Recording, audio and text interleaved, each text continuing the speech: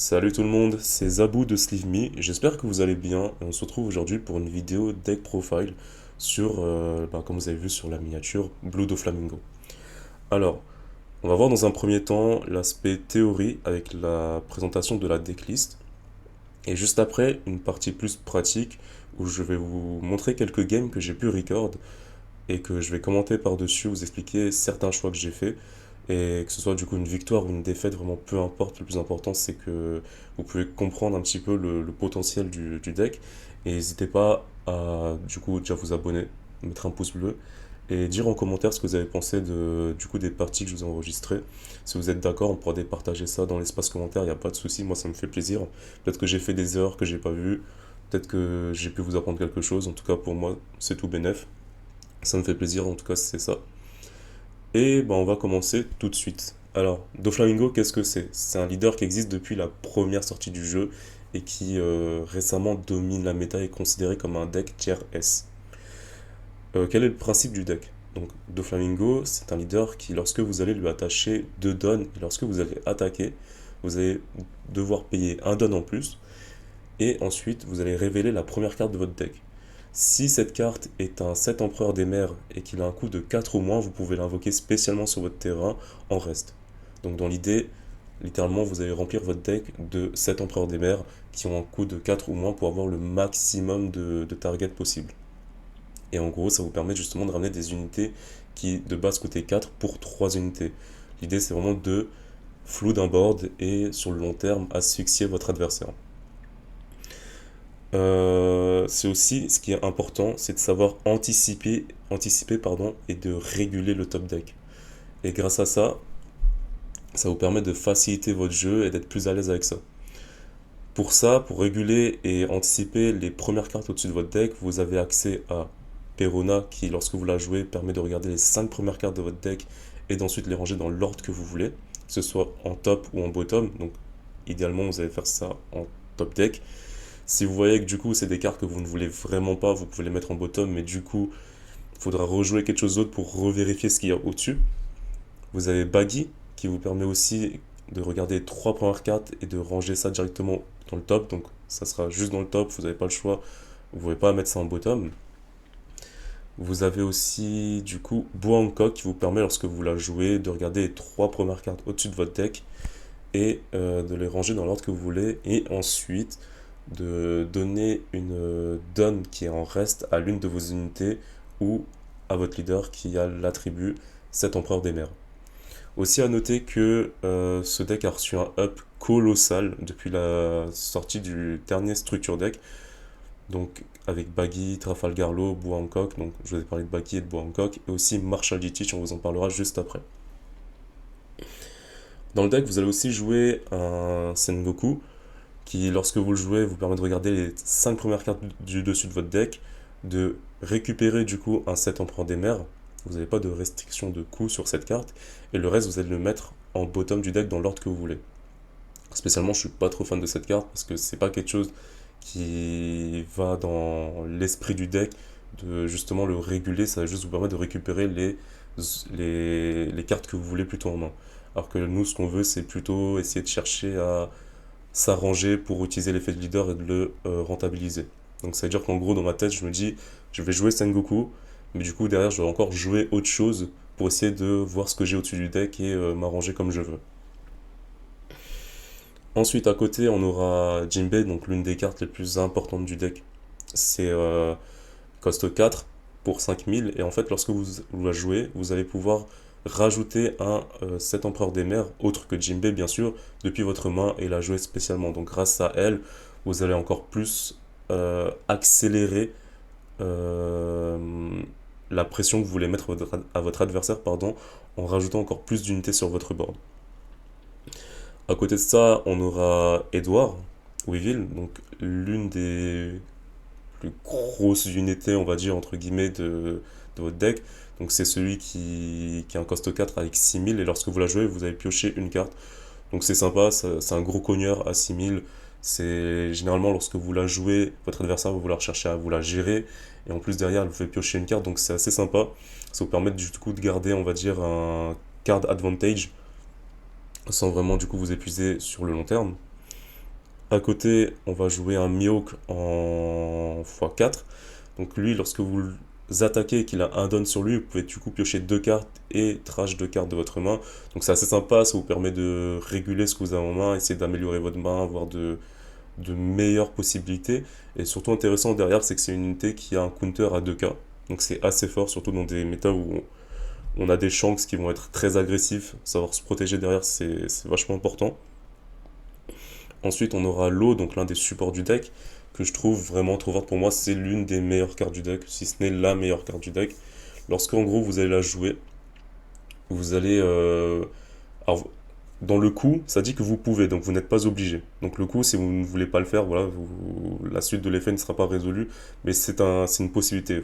Il faut faire attention à se dire que lorsque vous jouez une carte, vous n'êtes pas obligé de faire l'effet de mise en jeu. Donc son effet de mise en jeu dit que vous pouvez retourner une de vos unités dans votre main, donc il n'y a pas de restriction de coût.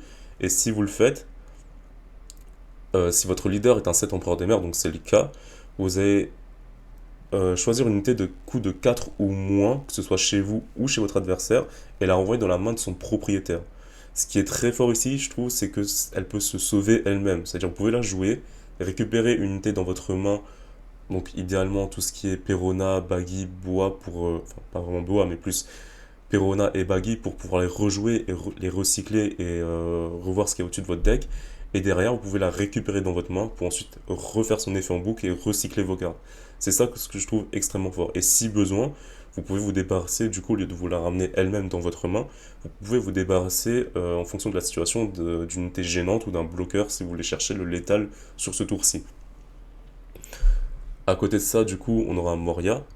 Euh, je la trouve beaucoup trop utile. C'est une carte qu'on va devoir mettre en x4 parce que c'est votre backup. C'est la seule unité qui va vous permettre de repiocher des unités importantes dans votre trash. Donc, lorsque vous la jouez, vous ajoutez du coup un Empereur des Mers ou un Thriller Bark, mais ça c'est pas ce qu'on joue.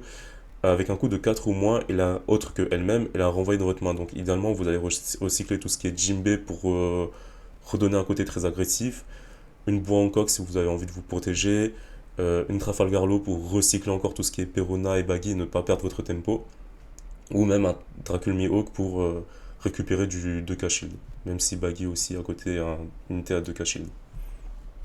Donc voilà, pour moi, Moria c'est une des cartes les plus intéressantes, les plus situationnelles plutôt, pardon. À côté, on va jouer aussi Pudding, une carte que je trouve extrêmement forte.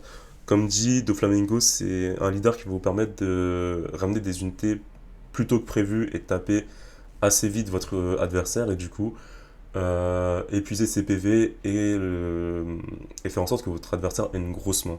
Généralement, plutôt idéalement, votre adversaire aura souvent 7-8 cartes en main lorsque vous aurez le timing pour jouer Pudding. Et Pudding, c'est la carte qui va briser, casser le tempo de votre adversaire. En early, généralement, vous avez des decks qui vont jouer des searchers pour essayer d'avoir la meilleure main possible. Et lorsque vous jouez Pudding, justement, vous allez faire en sorte que toute sa main retourne dans son deck, il le mélange et il repioche 5 cartes. Donc déjà, il perd énormément de cartes, mais à côté de ça, il se retrouve avec une main qu'il n'avait pas préparée. Et vous, de votre côté, vous allez continuer à vous setup comme, enfin, petit à petit, et ça vous permet justement de garder votre avantage ou même de prendre de l'avance sur le cours de la partie.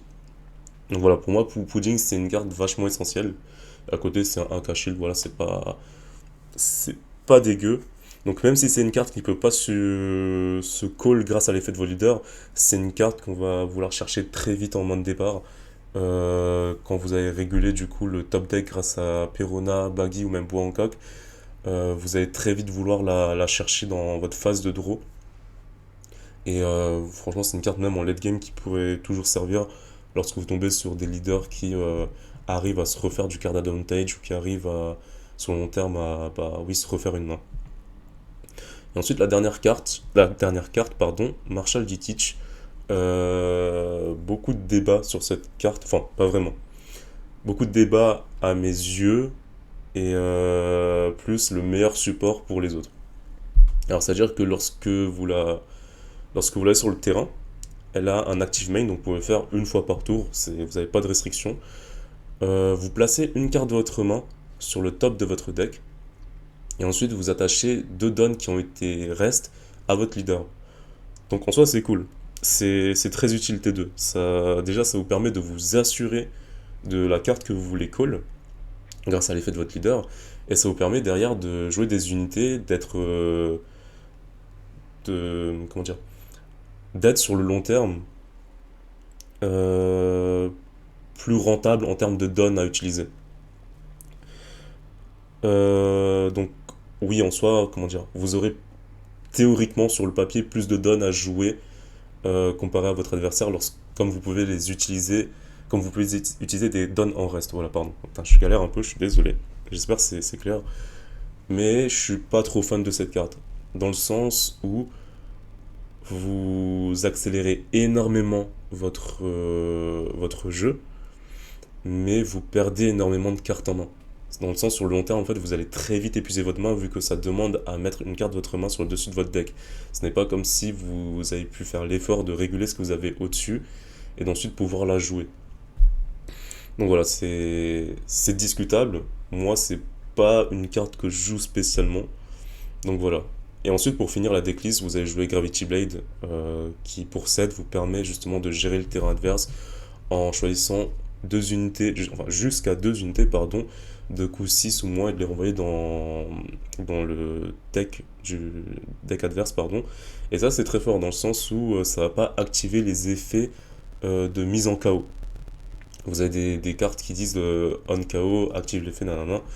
Comme ici, vous ne la mettez pas KO, que vous la renvoyez en deck, ou même des fois vous avez des cartes qui peuvent les renvoyer en main, ça ne va pas les activer. Donc ça, pour vous débarrasser d'unités gênantes ou des bloqueurs sur une fin de partie, vachement utile. Il y a un trigger qui vous permet justement de choisir une unité de cost 5 et de la renvoyer dans le deck. Très sympa aussi.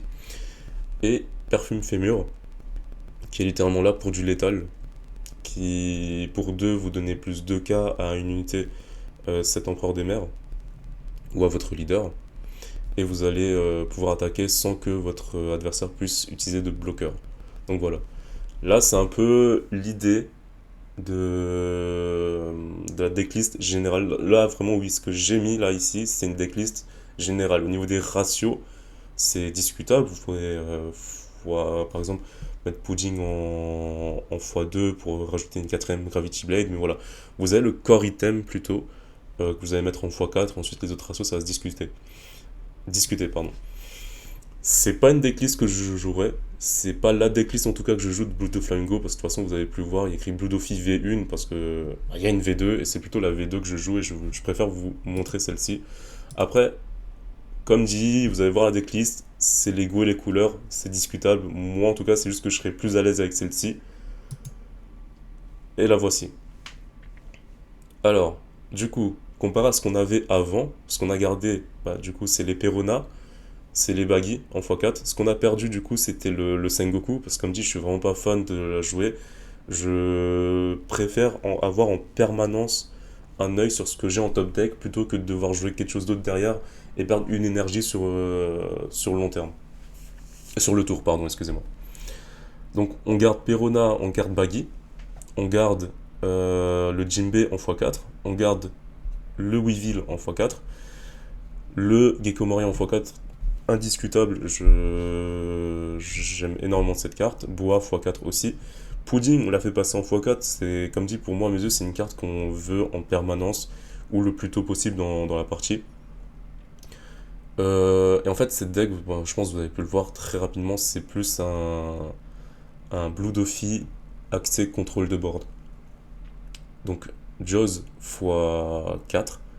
Lorsqu'en gros vous la jouez, vous pouvez retourner une de vos unités autre que celle-ci dans votre main et vous pouvez retourner dans la main de son propriétaire une cost 6 ou moins. Donc c'est un peu le même effet qu'un Trafalgar Law. Cette carte elle peut se sauver elle-même, elle peut ou même du coup gérer l'unité adverse. Et à côté de ça, c'est un cogneur à 7k et qui a un K-Shield.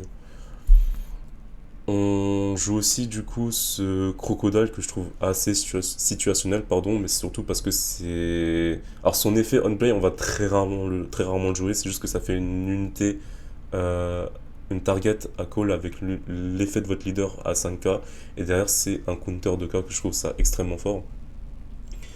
Et ce lot, je l'ai mis en x4. Euh, comment dire? C'est une carte assez tricky que lorsque vous allez la voir, elle va poser un dilemme à votre adversaire. En fait, je vous fais une situation.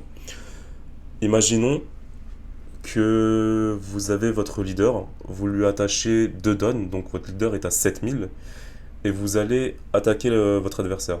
Votre adversaire a, on va dire, 5 cartes en main, ou 6 cartes en main. Vous attaquez avec votre leader sur le sien, vous êtes à 7000, vous faites l'effet de votre leader, vous payez 1, vous ramenez ce Trafalgar Law en reste. Là, du coup, vous avez le Trafalgar Law en reste, votre adversaire a l'information qu'il y est, il le lit, et en fait, son effet dit que en active main, vous pouvez ramener ce Trafalgar Law dans votre main, et si votre adversaire a 6 cartes ou plus dans sa main, il va devoir discard une carte. Donc lui, il se dit, j'ai deux situations. Soit je laisse passer l'attaque à 7000 sur mon leader, et du coup, je me prends un PV et je la mets en main, je passe à 6 ou à 7 cartes en main. Mais du coup, moi, avec mon Trafalgar Law, juste après, je vais faire son effet pour le récupérer moi-même en main, et lui se faire discard une carte, donc il va ouais, voilà, du coup perdre une carte gratuitement. Ou soit il décide de défendre l'attaque, mais du coup il va devoir défendre une attaque à 7000 sur son leader et perdre des cartes en main. Donc du coup il va idéalement passer de 5 à 6 cartes à 4 ou 5 cartes. Donc en fait dans ce cas-là il est toujours perdant. Et vous, dans ce cas-là, euh, qu'il défende l'attaque ou qu'il la laisse passer, vous allez tout le temps faire l'effet de votre Trafalgar Law. Parce que déjà c'est un counter à 2000 que vous voulez du coup récupérer dans votre main pour vous défendre, donc c'est très très fort. Parce que comme dit, voilà, je le répète, dans des méta où vous allez avoir des shanks, des gros cognards, etc., c'est toujours bien d'avoir du 2K shield gratuitement. Et même si votre adversaire n'a pas autant de cartes, n'a pas les 5 cartes ou plus en main, les 6 cartes pardon ou plus en main, vous pouvez toujours faire l'effet de votre Trafalgar Law. C'est-à-dire même s'il avait 0 main, 0 carte en main, pardon, l'effet de Trafalgar Law, c'est son coût d'activation, vous pouvez le faire, donc le retourner en main gratuitement. Et ça que je trouve très fort. Voilà, j'espère en tout cas que ça a été clair. N'hésitez pas à le dire dans l'espace commentaire, voilà. J'ai pas de Gravity Blade, mais derrière je joue Gum Gum Red Rock. Pour une cost 6, vous allez placer une unité adverse au bottom du deck de votre propriétaire. Ce qu'il faut savoir, c'est que à 6 d'énergie, on peut trouver ça très cher, comme un Gravity Blade. Mais du coup, ce qui est bien, c'est que vous n'avez pas de restriction de coût. Dans des decks où les decks vont se jouer beaucoup sur des boss monsters, l'avoir en main, c'est vachement efficace, surtout que comment dire, à 6 d'énergie, c'est une tempo dans la game où soit votre adversaire va devoir tap out toutes ses dons pour jouer une grosse carte, mais vous derrière pouvez la renvoyer directement gratuitement avec Red Rock, ou soit vous êtes en late game avec 10 d'énergie, et du coup vous pouvez quand même faire un Red Rock, et derrière vous avez 4 énergies pour faire ce que vous voulez, effet leader, ou ramener un Jinbei, ou jouer un Joss pour encore gérer le board derrière, ou faire un Trafalgar Law pour regérer le board derrière, ou rajouter une Bangkok pour avoir plus de sécurité avec un bloqueur. Donc voilà, moi je trouve ça très fort. Perfume Fémur, on en a parlé juste avant, voilà, je répète pas, et une carte assez tricky, encore discutable, mais que je voulais mettre en x2, que je trouve très situationnel, c'est Snake Dance. Snake Dance dit que déjà ça sera votre seul event défensive. Donc c'est peut-être la seule fois avec Dofi où vous allez vouloir faire une fin de tour en laissant 2 dons actives pour pouvoir jouer une carte event. Elle dit que pour 2 d'énergie, pardon, vous pouvez donner à l'un de vos leaders ou de vos unités plus 4000 de pouvoir durant la battle. Et ensuite, vous pouvez retourner une unité dans votre main. Ce qui est fort, c'est que du coup, on garde le même état d'esprit de on va recycler tout ce qui est Perona, on va recycler tout ce qui est Baggy, on va recycler tout ce qui est Trafalgar Law. Pour 2 d'énergie, en fait, il faut savoir que vous rajoutez plus 4000, vous pouvez aussi rajouter un Baggy que vous allez jouer du coup pour vous défendre, plus 2000 encore. Donc pour 2 d'énergie, vous défendez avec plus de 6000 de counter. Et c'est ça que je trouve extrêmement fort. Et en fait, je trouve que ça peut énormément surprendre. Ça peut du coup bloquer des gros boss monsters. Vos unités, elles vont passer, enfin plutôt votre leader va passer à 11 de power. Donc c'est quelque chose, enfin c'est une situation pardon, où tu t'attends pas trop lorsque tu joues contre un Doflamingo. Donc je me dis ça peut justement peut-être vous sauver une game et derrière vous rattraper et avoir un létal sur le tour. Donc voilà. Euh, je crois que j'ai dit tout ce que j'avais à dire sur la partie théorie. Donc moi c'est la decklist que je joue, que je vais vous montrer justement en game, avec un côté un peu plus contrôle et qui reste... En fait, si je joue autant contrôle, c'est parce que et que je joue pas Marshall T-Teach, c'est comme dit déjà sur le long terme on va perdre de la main et que je suis pas trop fan de ça. Et je trouve que Doflamingo pardon, est déjà assez agressif de base, déjà bien avant le support qu'il avait eu. Et non, non, attendez. Non, il reste tout autant agressif même sans Marshall T-Teach et je préfère justement voir une version où vous pouvez vous assurer le late game grossièrement ou avoir plus d'options en tout cas, ce côté contrôle de board, vous pouvez faire ce que vous voulez. Et ce que j'aime bien avec cette decklist, c'est que vous avez énormément de possibilités. Soit vous voulez jouer ultra aggro et casser la tempo grâce à Pudding, soit vous pouvez du coup essayer de jouer le late game avec des Red Rock, avec des Jaws, avec des Trafalgar Law, vous défendre et épuiser les ressources de votre adversaire petit à petit parce que faut pas l'oublier, One Piece c'est avant tout un jeu de ressources et de pression et ce deck vous permet les deux. Donc en fait ce que je trouve bien c'est qu'importe la situation vous avez toujours un choix, une ligne directive différente à faire et vous n'êtes pas bloqué sur un seul plan de jeu. En tout cas c'est ce qu'on va voir juste après avec les quelques games que j'ai pu vous record. A tout à l'heure les copains. Et re tout le monde, du coup on se retrouve pour la partie mise en pratique de la vidéo où je vais vous montrer 3 games que j'ai pu trouver intéressantes. Il y aura dans la première partie un match contre Enel, ensuite Katakuri et ensuite Trafalgar Law il me semble. C'était très très dur, extrêmement long de trouver des games intéressantes à vous montrer. Déjà, fallait que la game ne soit pas unilatérale. Fallait des games où je fasse le moins de misplay possible. Peut-être que là aussi il y en aura, vous me direz dans l'espace commentaire. Fallait aussi des games qui soient assez longues, intéressantes, qui aient un enjeu. Parce qu'il y a des games où la personne en face va très vite abandonner. Donc voilà, ça m'a pris énormément de temps. Sur l'après-midi que je me suis donné pour le faire, ça m'a pas mal épuisé dans le sens où j'enchaîne les games, j'ai le cerveau qui commence à fondre petit à petit. En tout cas, voilà, je suis heureux d'avoir pu trouver ces 3 parties à vous montrer, que je vais commenter avec vous. S'il y a des mistakes que vous avez vu de ma part, n'hésitez pas à le dire en commentaire. Moi aussi, ça me permet de revoir la partie que j'ai faite et la retravailler avec vous. Et donc, on va commencer sans plus tarder. Donc, le son est coupé, je vais mettre en vitesse x 1,5, ok, parfait. Et let's go. Alors, du coup, ah oui, avant de commencer, Enel, l'un des pires match-up de Flamingo, si ce n'est son pire match-up. Que fait le leader? Enel, du coup, une fois par tour, lorsqu'il descend à 0 PV, il peut mettre une carte la carte du dessus de son deck, pardon, et la mettre en PV et discard une carte de sa main. Ce qu'il faut voir du coup, c'est que il va très vite vous ronger à partir du mid-game et voire late game, ça va être très étouffant.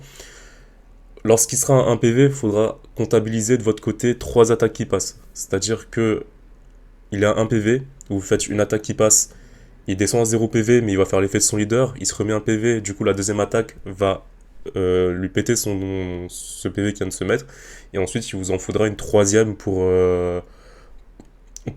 gagner la partie. Donc Enel, c'est un deck qui a une survivabilité. Waouh, compliqué. Bref, il survit fort. C'est une piqûre. Voilà, bref. Et du coup, on va voir ce que ça va donner. Alors, en main de départ, c'est ce que j'avais. Et j'ai tout simplement décidé de mulligan. Pourquoi? Parce que j'avais pas de searcher. J'avais pas de quoi. Pas de searcher, pardon, de quoi réguler mon top deck. Donc voilà, c'est ce que je fais directement. Je joue mon baggy. Il me semble que là, je vais chercher à mettre la Perona ou la Baggy au-dessus. Non, j'ai voulu mettre la Red Rock par-dessus parce que c'est une carte que je pourrais pas, du coup, jouer grâce à l'effet de mon leader. Et suite à l'effet de mon leader, je crois que je vais jouer Baggy pour réguler au-dessus, réguler ce que j'avais au-dessus de mon deck. Donc voilà, là, je tape à 7000 directement, il me semble, si je dis pas n'importe quoi. Voilà, et du coup, je vais jouer Baggy. Et là, à ce moment-là, je remets une Perona par-dessus que je vais vouloir piocher. Et ça, justement, oui, c'est quelque chose où vous allez devoir faire très gaffe avec Doflamingo. C'est de retenir en permanence ce que vous avez au-dessus du deck. Dans le sens où, Par exemple, bah, je vais vous montrer, on va avancer dans la vidéo. Alors lui, qu'est-ce qu'il va faire de son côté? J'ai oublié littéralement toutes les games qui sont passées, du coup c'est cool, moi de mon côté aussi, de revoir ce qui se passe. Tape à 9000, je laisse passer, ça, y a pas de souci. Donc là, je suis à 5. Je crois que j'ai joué Perona pour 1.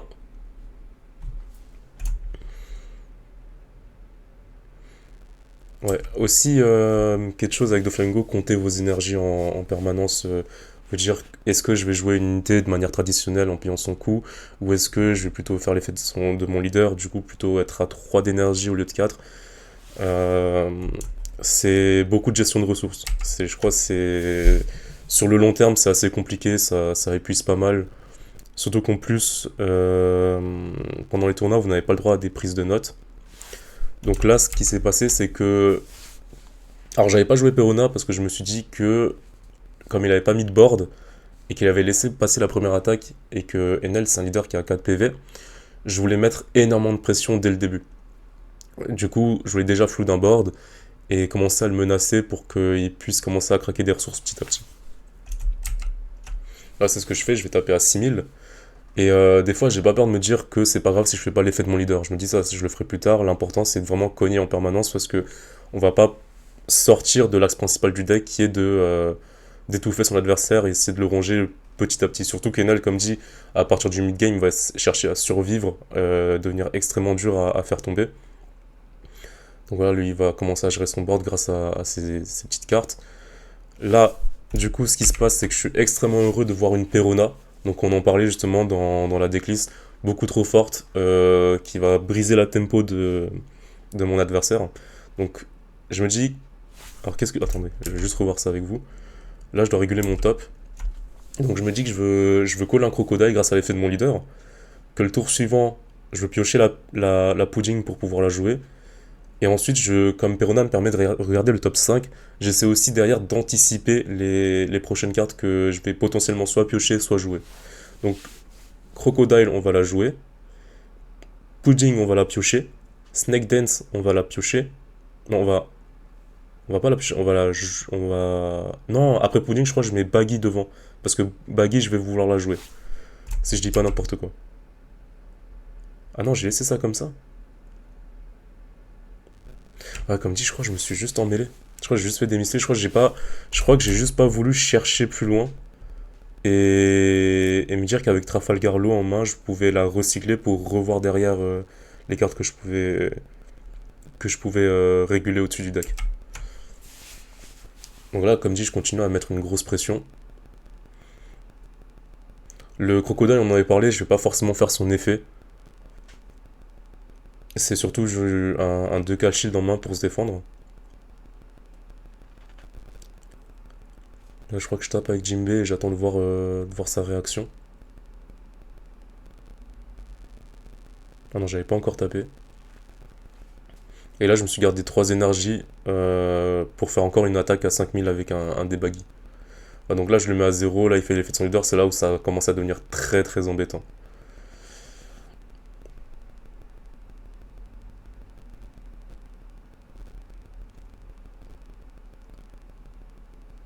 Là, on voit la main colossale qu'il a. Je crois qu'il a 11 ou 10 cartes. Voilà, 11 cartes en main. Là, j'ai juste une hâte, c'est avoir Pudding et lui briser un petit peu tout son rythme et essayer de prendre l'avantage derrière. Là, du coup, sa plus grosse menace actuellement, c'est pas moi parce qu'il sait très bien que mes PV. Enfin, c'est pas mon leader. Sa priorité, c'est pas d'attaquer mon leader parce qu'il sait très bien que sa plus grosse menace, c'est mon board et de faire des attaques à répétition. Donc, c'est exactement ce qu'il va faire. Et moi, derrière, voir si je veux garder mes unités ou non. Je me dis de toute façon, je pourrais toujours flou d'un board, donc c'est pas si dérangeant que ça. Voilà, donc là, directement, Pudding qui vient de lui faire perdre 4 cartes en main, je crois, si j'avais bien compté. Là, il me reste 5 énergies. Et là, je vais commencer encore à gratter son leader.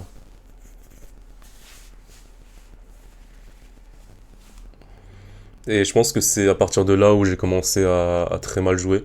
C'est-à-dire que, comme dit, au lieu de taper son leader, il aurait peut-être fallu que je gère ses unités à la place. En fait, je me suis dit, comme je partais dans la direction de lui mettre une grosse pression, j'étais trop absorbé par le fait de vouloir le tuer à petit feu alors qu'en soi ça changeait rien pour lui, même ça l'arrange, je dirais. Donc là, je le capte très vite et je commence à vouloir taper son NL. Voilà, il continue à défendre. Donc, comme dit, même avec deux trois cartes en main, c'est pas ça le plus important. C'est juste pour lui le plus important de choper les bonnes cartes pour les jouer. Alors que moi, en fait, moi de mon côté, je me sentais archi à l'aise. Je me suis dit, moi, voilà, il faut qu'il ait quatre attaques qui passent pour pouvoir gagner. Et moi, je me dis que j'étais plutôt à l'aise parce que j'avais déjà descendu à 1 PV alors que pas du tout, hein, c'était mon erreur sur ce côté-ci. Et là, je pioche Snake Dance, directement Red Rock, hein, c'est... Sans Red Rock et plutôt Gravity Blade, j'aurais jamais pu gérer sa Yamato. Et là, voilà, la force de Trafalgar Law, hein, justement, je récupère 4K shield au total gratuitement et je save mes baggy pour pouvoir continuer à rechecker le top deck. Donc c'est aussi ça ce que je voulais montrer, c'est un petit peu cette souplesse de jeu que vous pouvez avoir avec cette version de Doflamingo et pas tout le temps rester sur un Marshall D-Teach qui va vous permettre d'invoquer en continu des cartes alors que vous pouvez le faire de manière simple aussi avec cette version du deck. Et là je laisse passer les attaques, j'ai énormément, comme vous pouvez le voir, j'ai énormément de shield dans la main. J'ai Snake Dance, j'ai des 2K shield, là j'arrive parfaitement à défendre une grosse attaque de son boss monster, hein, on va pas se le cacher. Et c'est là où ça commence à devenir très compliqué et je commence à me faire déborder parce que voilà, 2 NL à 7000, c'est sur le long terme, comme je vous ai dit, ça vous ronge petit à petit. Donc, alors que de base, c'est un peu aussi le but de Doflamingo de ronger petit à petit. Donc là, l'arroseur qui se fait arroser.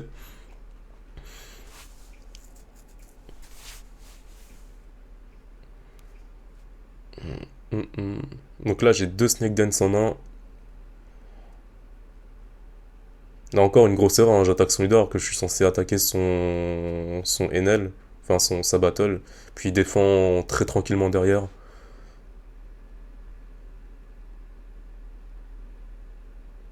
Ah non, mais clairement, j'étais très mauvais dessus. Bon, là, je me suis laissé 4 énergies. Pourquoi? Pour mes Snake Dance, pour défendre mon Trafalgar. Pour ensuite me dire, ben, j'aurai 3 attaques derrière. Là, une attaque à 17 000. Donc c'est énorme. Et là, c'est là où. C'est ce côté-là que je voulais montrer de pourquoi Snake Dance, je la trouve extrêmement forte. C'est-à-dire que là, il a littéralement mis toutes ses énergies sur un NL pour me frapper. Je pense dans sa tête, c'était une attaque qui passait, c'était garanti. Alors que là, vous pouvez le voir, hein, 17 000 sur mon leader qui était à 5K, j'arrive à défendre. Après, certes, voilà, je récupère un Trafalgar Law en main. Certes, ça me demande énormément de ressources, mais c'est quelque chose que je vais montrer qu'on peut passer ce genre de phase sans trop de difficultés. Enfin, sans trop de difficultés, j'ai quand même vidé ma main derrière ça. Donc là, voilà, on va se le cacher, c'est une fan game, je pourrais jamais le finir, il a encore son bloqueur. J'ai quand même jusqu'au bout pour voir, mais sans trop de surprise. Donc comme dit, c'était un match très compliqué, mais je trouve que je me suis pas mal débrouillé. Enfin, peut-être que la game aurait été différente si j'avais choisi de target ces NL beaucoup plus tôt, beaucoup plus tôt que prévu. Cette game, j'ai trouvé intéressante dans le sens où voilà, je vous ai montré un petit peu l'impact de Pudding dans un match-up. Voilà, petit GG qui passe parce que ouais, de toute façon c'était fini. Donc l'impact de Pudding et l'importance des Snake Dance. À quel point ça peut vous sauver une phase de jeu parce que comme dit c'est une carte outsider, c'est une carte à laquelle il ne s'y attendait pas, pardon. Et c'est un petit peu ce qui peut vous faire vous sauver la game et peut-être voler une game derrière si il a très mal géré ses énergies. Donc voici ensuite la game contre Katakuri. Alors, hop, vitesse fois 1,5. Alors Katakuri, je me rappelle plus trop de l'effet du leader, il me semble que ça joue beaucoup avec ses points de vie. Alors, là je me dis la main en vrai elle est pas mal. J'ai une Perona, j'ai un Baggy, j'ai le Trafalgar Law pour les recycler comme on a dit. En plus je draw un Jimbe. Donc directement je mets mon Red Rock, je trouve cette carte trop importante. Red Rock c'est la carte que vous voulez piocher. De toute façon vous n'allez pas pouvoir la call. Et c'est la carte que vous voulez piocher pour vous assurer de pouvoir la jouer dès qu'il va devoir ramener son boss monster pour lui briser sa tempo et ensuite continuer à le taper. Donc perfume fémur, donc voilà. Je pense qu'à ce moment-là, je me suis dit, Red Rock, je vais la piocher, prochain tour. Ensuite, avec l'effet leader, j'ai joué bois Hancock grâce à l'effet de mon leader. Et le tour 2, je vais vouloir piocher Perfume Fémur.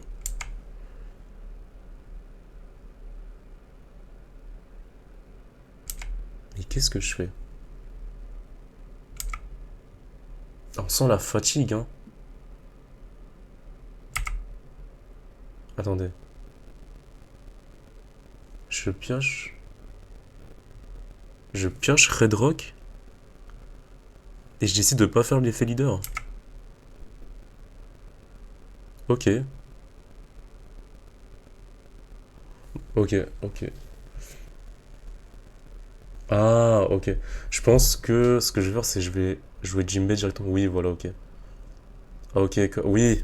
Ça, j'avais pas vu, j'avais oublié. Ouais. Je voulais, ouais, du coup, piocher Red Rock et ensuite commencer à flood un board pour, grâce à Weevil, piocher Perfume Fémur et me dire que prochain tour, je pioche Hancock. Ouais, Hancock, c'est vrai que c'est mieux de la jouer de manière traditionnelle en la payant à 4 d'énergie plutôt que la call grâce à l'effet leader parce que, comme dit, c'est un bloqueur qui call en reste, c'est pas très intéressant. Et comme c'est une très bonne carte, vous n'avez pas forcément envie que votre adversaire la menace directement. Donc, ok, j'avais fait ça comme ça, très bien.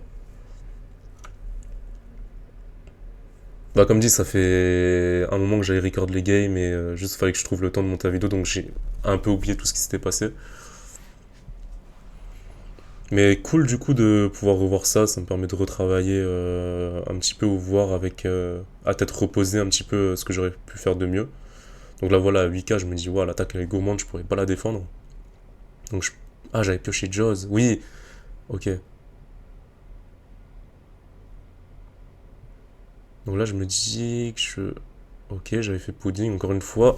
Alors, même si vous ne lui faites pas perdre, on va dire, énormément de cartes grâce à l'effet de pudding, ce qu'il faut voir, et ce que du coup j'avais considéré, c'est que lui de son côté il avait joué la Charlotte Pudding, donc la coste 1 qu'il a sur son board, et que c'est une searcher. Donc en soi, dans ma tête, je me suis dit, il a joué des cartes pour essayer d'optimiser sa main au maximum. Et je me suis dit que c'est ça ce que je voulais faire en priorité.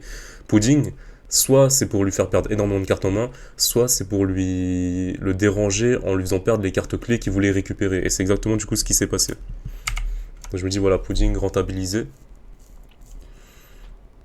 Donc je me dis là, il a. Même si je suis qu'à 2 PV et que lui il est à 4 PV, je suis assez à l'aise dans la game.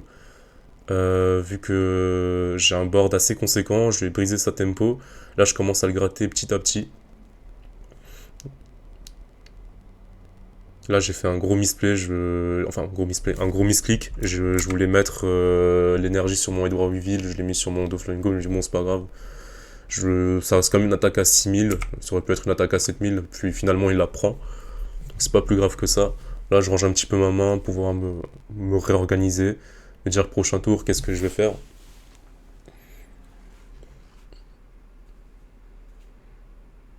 Alors là, il commence à gérer mes battles, mais j'ai assez de mains pour pouvoir défendre ça. Là, à 7000, forcément, je vais laisser passer, c'est pas grave, parce que de toute façon, dans ma main, je vois que j'ai un Gecko Moria pour recycler mon Jinbei. Donc là, il commence à reprendre un petit peu le dessus, à mettre un board qui peut me menacer, et qu'il faut que je commence à gérer petit à petit.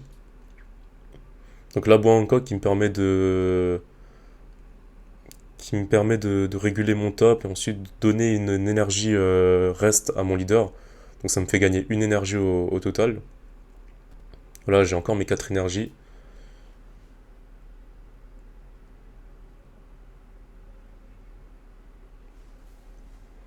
Donc là, je check ma trash pour me dire est-ce que je vais call un Trafalgar ou est-ce que je vais call un Gecko Moria pour me remettre en main une unité intéressante. Donc toujours prendre les infos de sa trash, même la trash de votre adversaire, c'est important aussi. Voir les cartes potentiellement qu'il a dans son deck, des cartes un petit peu tricky qui peuvent vous surprendre.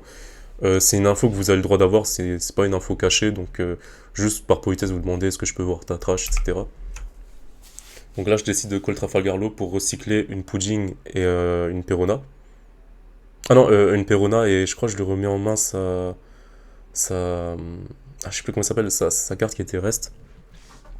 Parce que son effet c'est un effet on KO, donc c'est pas quelque chose que j'ai envie C'est pas quelque chose que j'ai envie de proc, on va dire, pour lui faciliter la tâche. Donc là, il est à 0 PV.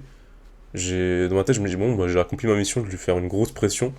Je me sens assez à l'aise dans le sens où j'ai encore un Red Rock pour le prochain tour. S'il met un bloqueur, ben, j'ai mon perfume fémur pour le finir. Donc là, il s'est remis un PV grâce à son event là juste au-dessus.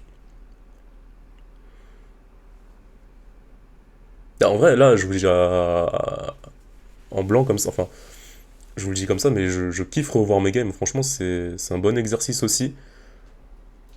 Ou même faire des games à deux où vous êtes avec un ami pour, euh, pour voir les choix qu'il aurait pu faire avec vous. Donc là, je crois, je me dis que Cole Trafalgar pour recycler une pudding et ensuite lui mettre une carte dans sa main, une carte menaçante, enfin pas menaçante, mais du coup le bloqueur, je trouve ça intéressant. Là, je rejoue pudding, je lui casse encore sa tempo. Là, je commence à taper. Il a rien pour défendre. Donc là, il décide de la prendre.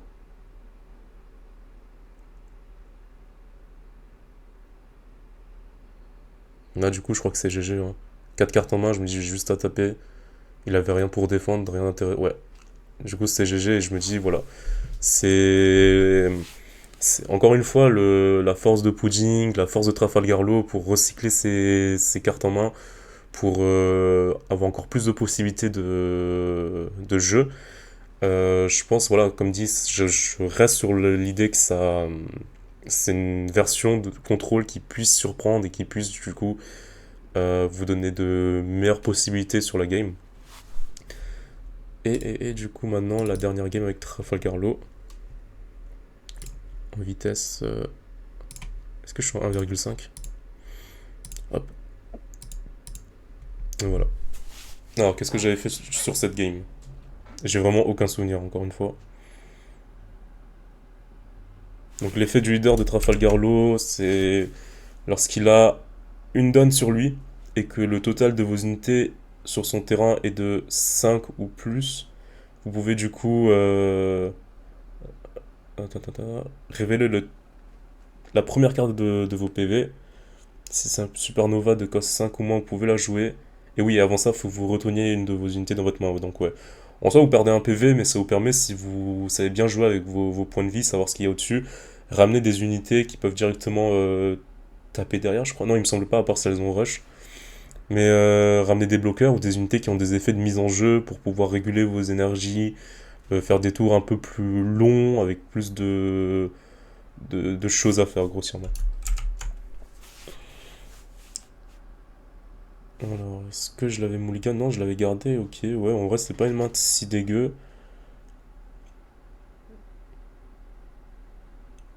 Alors, je veux piocher Baggy, jouer Weevil, piocher Boa. Non, dans ce sens-là. Ouais.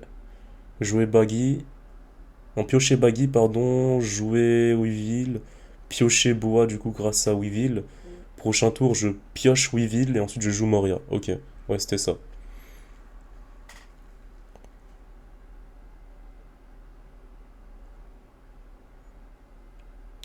Hop, du coup, sans trop réfléchir, on va commencer à menacer. Un gros tapeur sur le board pour le faire peur et un petit peu sauver nos PV s'il décide de taper en early une unité à 6K. Et moi, ça me fait pas spécialement peur de. Enfin, ça m'inquiète pas trop de perdre mon Weevil dans le sens où je sais que dans mon top 5, lorsque j'avais joué Perona, j'avais un Gecko Moria pour me le recycler. Donc, juste mettre une pression en disant voilà, j'ai un tapeur à 6K, qu'est-ce que tu vas faire? Et là, très content aussi d'avoir Pudding en main parce qu'on revient un petit peu sur ce qui s'est passé sur la game d'avant avec Katakuri, c'est que Trafalgar Law c'est un deck qui va jouer beaucoup de searchers, donc essayer d'avoir la main la plus opti possible. Et encore une fois, Pudding qui va avoir un rôle très important, assez clutch aussi. Donc je me dis voilà, il a une main assez conséquente, il a fait ses effets de searcher. Je joue Pudding pour lui casser sa tempo. D'ailleurs, je vois qu'il a sa Boony qui en reste, donc on va directement l'éliminer. Il la défend pas, ce qui est normal. Là, je tape à 6K. voilà, comme dit, des fois c'est pas grave de pas faire l'effet de son leader pour coller des unités. Surtout si vous n'avez pas l'info ou que vous avez oublié l'info de ce qu'il y a au-dessus de votre deck, ça arrive. Des fois, vous pouvez faire un petit gamble pour essayer de ramener quelque chose. Ça passe pas, ça vous coûte rien, c'est pas grave.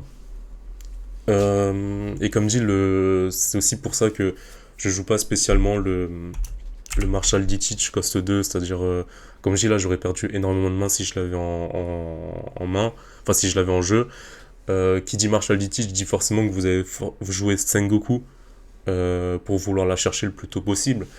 Et je me dis que dans ces genres de decks, dans cette version de la decklist, le deck tourne pas spécialement bien si vous n'avez pas le Marshall Dietrich en main. Donc, qu'est-ce que je veux dire? Et aussi, oui, dans le sens où vous avez ramené des gros cogneurs à 6K maximum avec Weevil, vous pouvez le faire très bien comme je le fais là avec cette version de la decklist. Et en fait, ce qu'il faut savoir, c'est que le gros cogneur de ce deck, bah, ça reste votre leader. C'est un leader qui va taper à 7000 quasiment tout le temps. Donc c'est lui votre plus gros cogneur. Jouer des cartes pour ramener des grosses unités, mais où vous pouvez pas avoir de recovery derrière, je trouve que ça n'a pas trop d'utilité. C'est pour ça que je préfère une version plus contrôle pour du coup protéger votre board de manière indirecte et des variantes avec de quoi ramener des cartes en main, comme avec Trafalgar Law, Snake Dance, etc., pour pouvoir encore une fois protéger vos unités derrière. C'est. Doflamingo, ça sera plus du rush en quantité qu'en qualité. Comme dit, le but c'est de le gratter petit à petit et d'étouffer votre adversaire. Donc voilà, je lance la game, hein. Désolé pour tout ce blabla, mais il me semble que c'est des choses importantes à savoir. En tout cas, un point de vue que je voulais vous partager de moi de mon côté. Et donc là, il ramène son petit bloqueur. On voit que là, je me sens assez à l'aise dans la game où j'ai un Trafalgar Law pour lui refaire une pudding derrière si besoin. Lui, il est qu'à 1 PV, je suis encore à 5 PV moi de mon côté. Je vois encore une fois avec son Luffy, il se refait une main derrière. Donc le deck à Trafalgar Law a pas mal de ressources pour remonter une main, ça c'est pas un souci. Grâce à l'effet de sa Bonnie, du coup, il m'a reste une donne. Donc moi, ça me fait moins de possibilités de jeu. Mais c'est pas si grave que ça. Donc je prends l'info avec mon baggy. Là, je compte pas justement faire l'effet de mon leader, donc j'ai pas mis le Jimbe en priorité. Là, je récupère ma pudding pour lui faire comprendre que, attention, j'ai de quoi encore te recasser ta tempo. Qu'est-ce que tu vas faire? Est-ce que tu vas rester à 5 cartes en main? Est-ce que tu vas décider de refaire des mains derrière? Je trouve que pudding, c'est un facteur trop important. C'est une menace indirecte qui fait la game. Là, je check sa trash pour savoir un petit peu ce qu'il joue. Là, il a joué sa Secret Trafalgar Law qui permet de reprendre un PV. Mais moi, je me sens pas trop menacé parce qu'il peut pas attaquer avec. Et derrière, moi, j'ai mon Red Rock pour le dégager. Donc, même s'il a un board assez ouf, dans ma tête, je me dis, j'ai encore tous mes points de vie. Je suis assez à l'aise. Je décide même de pas défendre derrière parce que de toute façon, il me fallait plus de mains pour voir ce que je pourrais faire durant mon prochain tour. Donc, je sais que là, je vais piocher un Red Rock et j'aurai un Jimbe derrière à call grâce à l'effet leader.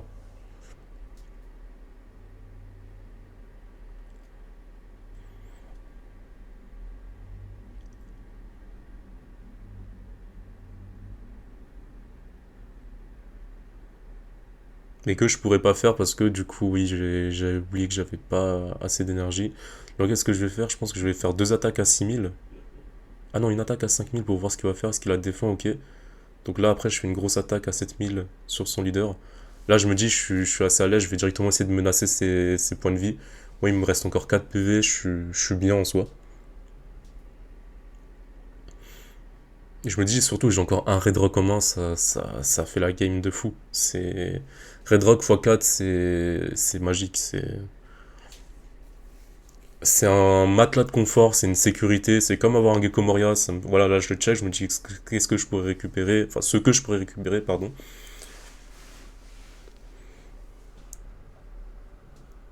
Est-ce que je vais refaire une pudding sur ce coup-ci? Je sais plus trop. Donc là il fait l'effet de son leader, j'ai l'info du coup sur son dernier PV.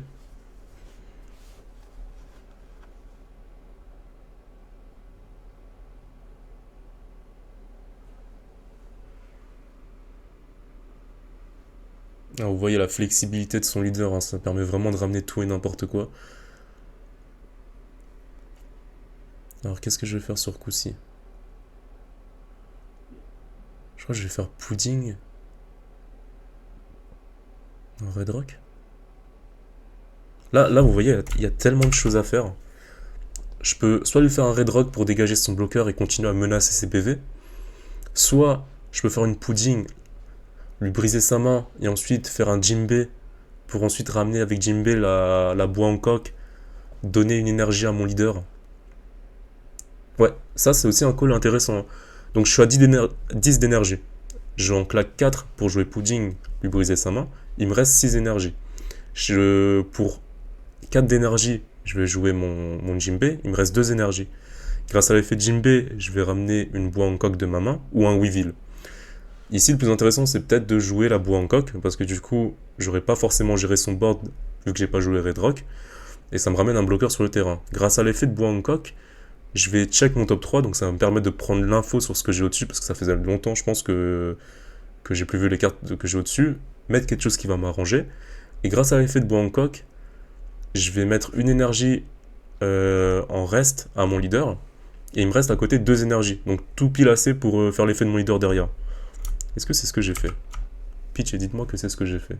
Je trouve le move trop sexy. Pitch et clic. Non. Pitch et pudding, s'il te plaît. Je trouve ça juste satisfaisant de jouer pudding. Let's go. Ok, c'est exactement ce que j'ai fait. Bon, coq, voilà. Et là, je me dis que je vais mettre un crocodile. De toute façon, c'est la seule target que j'avais de parmi les trois. Je vais lui attacher un don. Je vais taper son leader, encore une fois le menacer. Ah non, j'ai décidé. Oui, voilà. Qu'est-ce qu'il fait? Je crois qu'il la bloque ou il la protège? Il la défend? Il la prend. Ok. Et là, je me dis, je suis assez safe. J'ai un bloqueur, j'ai 4 PV, j'ai 3 PV, j'ai un cash shield dans ma main. Surtout, j'ai un board très menaçant.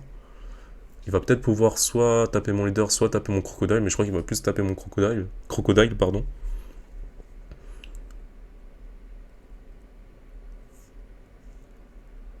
Et puis même s'il me sort une grosse unité, j'ai un Red Rock.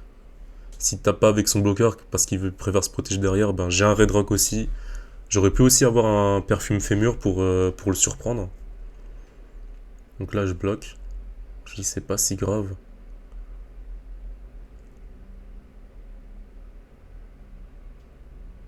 Là je me défends quand même. Voilà. Et Red Rock aussi là qui clutch de malade. Red Rock va pouvoir me sauver de ça. Parce que vraiment très très poison ce Staskid. Et là du coup je commence à voir s'il va bloquer ou non, est-ce qu'il va te défendre. Donc j'ai pas mal de ressources pour attaquer. Là il a pas encore utilisé ses bloqueurs.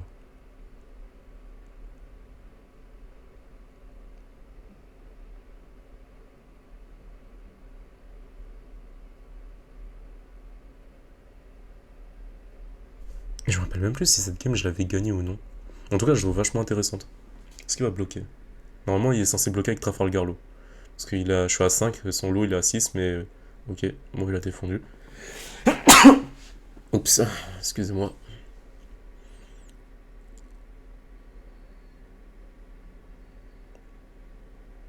Ok. Ah, donc là je pense qu'il a juste misplay. Parce qu'en fait ce qui s'est passé c'est que j'ai fait fin de tour mais j'ai directement repioché une carte parce qu'il a passé son tour, mais je pense ouais, il va le dire dans le chat misclick il me semble. Ouais voilà il a dit misclick et tout mais ouais. Là si on fait pause on voit qu'il avait Eustaskids à jouer mais j'avais encore un Red Rock, ça aurait pas changé grand chose, il aurait juste attaqué. Moi derrière j'aurais pris les PV, j'avais un Snake Dance en main. Je pense qu'il m'aurait littéralement pas fini derrière parce que j'avais... Ah, peut-être. Mais j'avais de quoi défendre. Soit il aurait joué Eustaskid. Est-ce qu'il aurait peut-être tapé mes unités derrière? Parce que du coup, admettons qu'il joue Eustaskid et qu'ensuite il lui reste 2 énergies. Il a une attaque à 6000, une deuxième à 6000, son leader à 5. Moi, à ce moment-là, j'ai 7 K pour défendre. C'est-à-dire que lui, il faut qu'il fasse 3 attaques qui passent. Ah, peut-être qu'il aurait eu. Ou peut-être qu'il aurait paniqué à ce moment-là, il aurait peut-être fait des mauvais choix, il aurait mal distribué ses énergies. C'est-à-dire qu'il attaque à 6, je la défends. Il attaque à 6, je la passe, je suis à 1 PV. Il attaque avec son leader, sachant qu'il a... Non, peut-être qu'il l'aurait eu. Je pense qu'il l'aurait eu. Ok. Mais en tout cas, voilà, c'est une game aussi que je voulais vous montrer. Bon, c'est une win, entre guillemets. Même si je la considère plus comme une défaite. Mais je voulais surtout vous montrer toutes les possibilités que vous pouvez faire pendant une partie avec ce deck et que je trouve beaucoup plus agréable, moi, de mon point de vue à jouer. Et n'hésitez pas à me dire dans les commentaires ce que vous en pensez. Quel decklist vous aurez, quel deck profile vous voudrez voir. Je sais qu'en tête j'aurais du Barbe Noire, j'aurais du Shanks. Est-ce qu'il y a des leaders un petit peu plus atypiques que vous aimeriez voir? Est-ce que vous aimeriez aussi savoir en plus? Parce que je pense que j'aurais pu aussi parler du coût du deck. Peut-être des versions low cost pour ceux que ça intéresse. En tout cas, n'hésitez pas à me le dire en commentaire. Moi, ça m'a fait grave plaisir de partager ce moment avec vous. Et on se dit à la prochaine vidéo. N'hésitez pas à mettre un pouce bleu, tout ça, vous connaissez. Bisous!